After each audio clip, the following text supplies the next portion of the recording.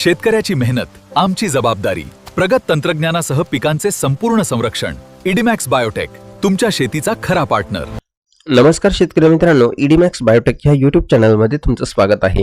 शेतकरी मित्रांनो, वातावरणामध्ये बदल आहे आणि आज मध्यरात्री आपल्याला असा पाऊस बघायला मिळणार आहे. काही भागात अतिवृष्टी तर काही भागात आपल्याला अगदी मुसळधार पाऊस बघायला मिळणार आहे. आज मध्यरात्रीपासून सुरुवात होणार आहे. आज 27 जुलै आहे आणि आज 27 जुलैला मध्यरात्रीपासून खूप जबरदस्त पाऊस आपल्याला बघायला मिळणार आहे. आणि तसंच आजची मध्यरात्र म्हणजे 28 तारखेची पहाट असणार आहे.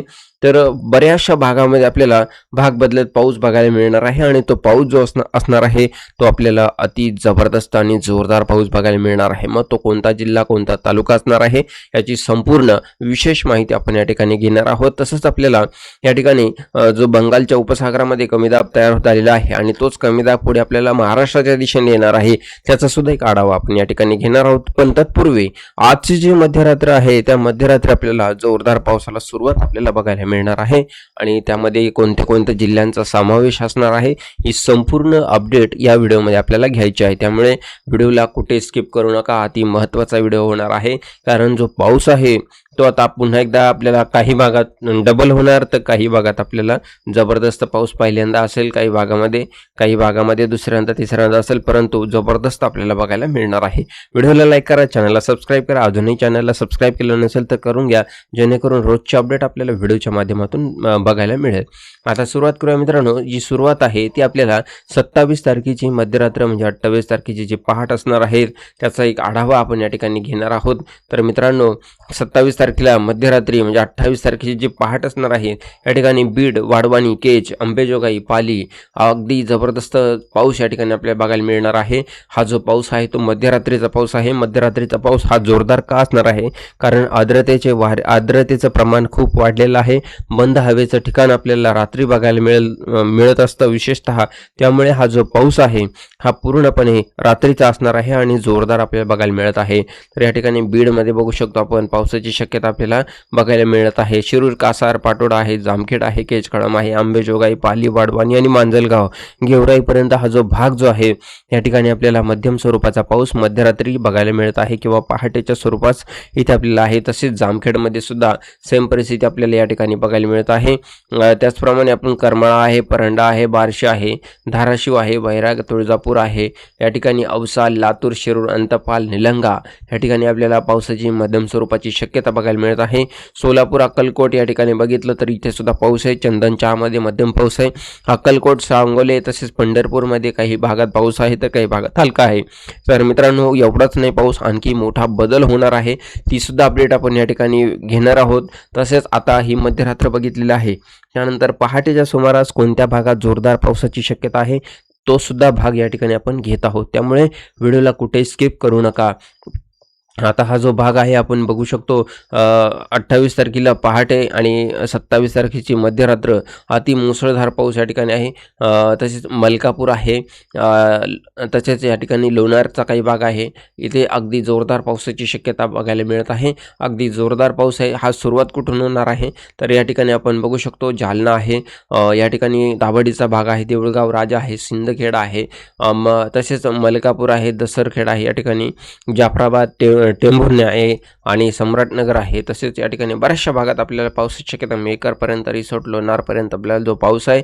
त्याचबरोबर इकडे जाफराबाद आहे, धांड आहे या ठिकाणी, तसेच भोकरनचा काही भाग या ठिकाणी, सम्राटनगर आहे, सिलोड आहे, इथे सुद्धा आपल्याला पावसाची शक्यता बघायला मिळत आहे. परंतु हा जो पाऊस मध्यरात्री आहे त्यामुळे इथे काही भागात जोरदार असणार आहे. तर वाशिम, मालेगाव, मंगळूर, पेर इथे थोडासा स्पीड तो काही कमी झालेला बघायला मिळेल, परंतु पुन्हा एकदा वाढलेला आपल्याला बघायला मिळू शकतो. आता त्यानंतर एकदम पहाटे जर बघितलं 4-5 वाजता, 5-6 वाजता सकाळच्या वातावरणामध्ये 28 तारखेला तर आपल्याला या ठिकाणी अगदी जोरदार पावसाची शक्यता कंधार, पळम आणि पूर्णा, नांदेड, अंधारपूरमध्ये या ठिकाणी, परभणीचा काही भाग आहे, गंगाखेड आहे, मुखेड आहे, इथे आपल्याला बघायला मिळत आहे. बाकी संपूर्ण गाव जे आहे, जे तालुके जे आहे ते आपण या ठिकाणी स्टॉप करून व्हिडिओ वाचू शकता की या संपूर्ण भागात आपल्याला मध्यम ते जोरदार पावसाची शक्यता आहे.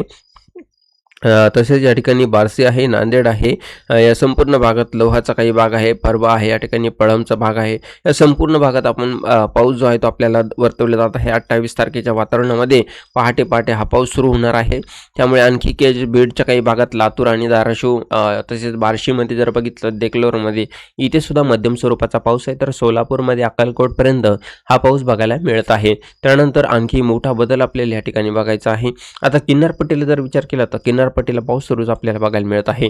त्यानंतर आता अति महत्त्वाची बातमी या ठिकाणी आपण बघू शकतो की तोच पाऊस पुढे आपल्याला या ठिकाणी आणखी भागांमध्ये गेलेला बघायला मिळेल. परंतु 29 तारखेला जो कमी दाब आहे तो कमी दाब ॲक्टिव्ह होणार आहे आणि त्या ॲक्टिव्ह झालेल्या कमी दाबामुळे आपल्याला महाराष्ट्रामध्ये पाऊस जो आहे तो आपल्याला 28 तारखेला सुरू झालेलाच आहे. परंतु तो पहाटे पहाटे आहे.